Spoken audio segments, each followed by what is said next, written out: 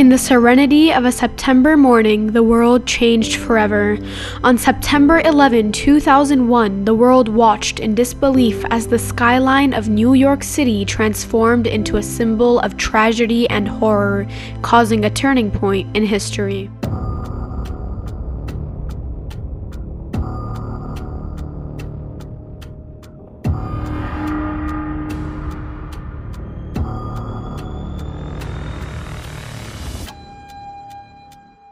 On September 11, 2001, a series of coordinated terrorist attacks were executed by the extremist group Al-Qaeda against the United States. The attacks targeted major symbols of American economic and military power.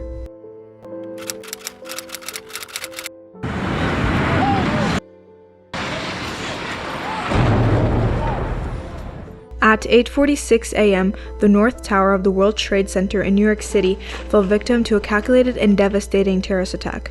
American Airlines Flight 11 crashed into the North Tower, tearing through several floors with an unimaginable force. We believe that a plane has crashed into the World Trade Center in New York. That happened within the last few moments. At 9:03 a.m., the South Tower of the World Trade Center became the next target of terror. United Airlines Flight 175 pierced through the tower's southern facade with precision. The impact unleashed a catastrophic explosion, further amplifying the shock and horror that gripped the world as the iconic skyscraper, a symbol of strength, was engulfed in flames.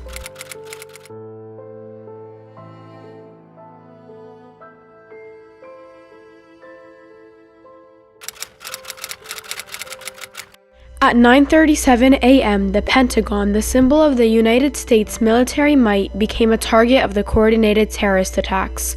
American Airlines Flight 77 crashed into the western side of the Pentagon, creating a devastating impact. The attack resulted in the loss of 125 military and civilian personnel inside the building, further amplifying the shock and gravity of the tragic events of that infamous day. United Airlines Flight 93, the hijacked aircraft believed to be targeting the White House, never reached its intended destination due to the courageous actions of passengers and crew. Their bravery resulted in the plane crashing into a field near Shanksville, Pennsylvania at 10:03 a.m.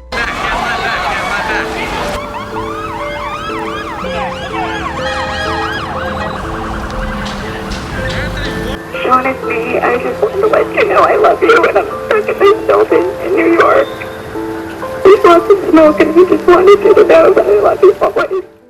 In the corridors of power, decisions were made that created turning points that echoed across borders and redefined the global political landscape. The terrorist attacks had profound and far-reaching political effects, both domestically within the United States and internationally. In the wake of the attacks, President George W. Bush declared a war on terror. On September 20, 2001, just 9 days after the attacks, he pledged to root out those responsible for the attacks and to prevent future terror by making new policies. Our war on terror begins with Al-Qaeda, but it does not end there. It will not end until every terrorist group of global reach has been found, stopped, and defeated. The War on Terror officially began on October 7, 2001, when the United States, joined by allies, launched military operations in Afghanistan. The invasion marked a significant moment in global counterterrorism, as the United States called to address and neutralize those responsible for the deadliest terrorist attack in modern history.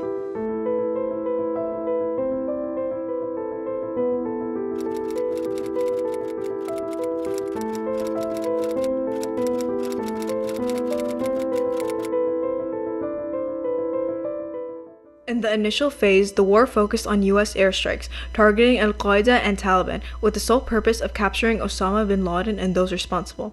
The U.S. Special Forces were supported by the Northern Alliance, British forces, and anti-Taliban Pashtun forces.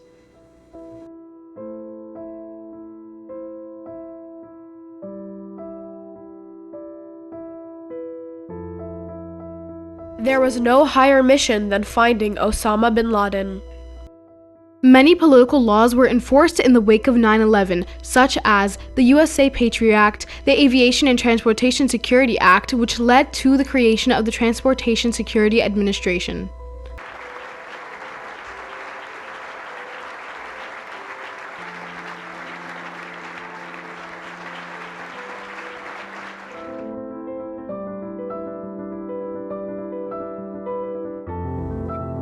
The Iraq War was officially initiated by the United States on March 20, 2003.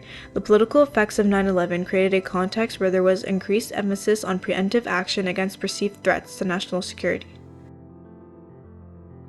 The Bush administration argued that Saddam Hussein's Iraq possessed weapons of mass destruction and had links to terrorist organizations, implicating it in the global war on terror.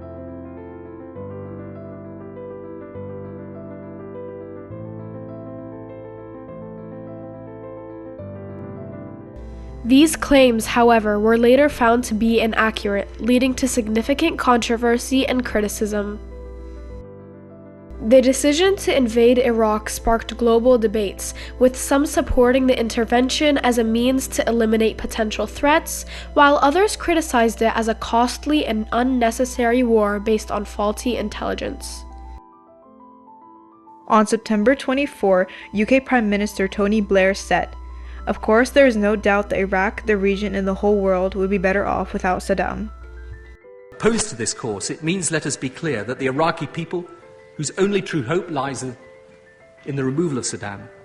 Hearing the intent behind those statements, hundreds of thousands of people around the world poured onto the streets to protest against a war in Iraq. The conflict resulted in extensive civilian casualties, displacement, and the erosion of infrastructure, leading to significant humanitarian crises, diverting resources from domestic priorities, and contributing to public disappointment with government decision-making. The Iraq War heightened anti-Muslim sentiment in the United States, leading to increased discrimination, scrutiny, and surveillance within the Muslim community. Hate crimes against Muslims spiked during this period, with mosques occasionally becoming targets of vandalism and violence.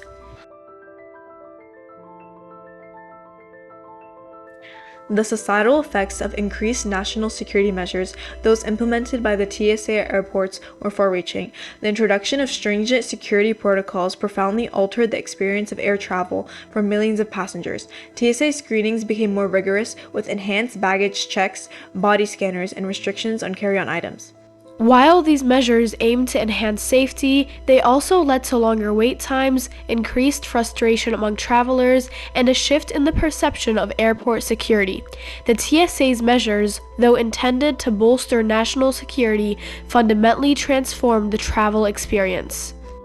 Key changes included a federalized airport security screening process, advanced passenger and baggage screening technologies, reinforced cockpit doors, and an intensified focus on watch lists and the no-fly list. These measures collectively aimed to create a multi-layered approach to aviation security, addressing potential threats both before passengers board the aircraft and during the flight. While these changes have made air travel more secure, they also have raised concerns about privacy, efficiency, and potential profiling, prompting ongoing discussions about the balance between security and passenger rights.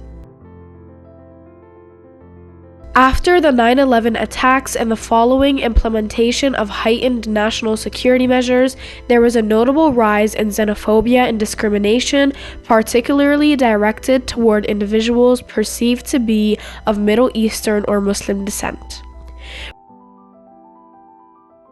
The legacy of 9/11 serves as a reminder of the complexities involved in balancing national security with the protection of individual rights and the ongoing need for dialogue, understanding, and cooperation in the face of turning points and global challenges.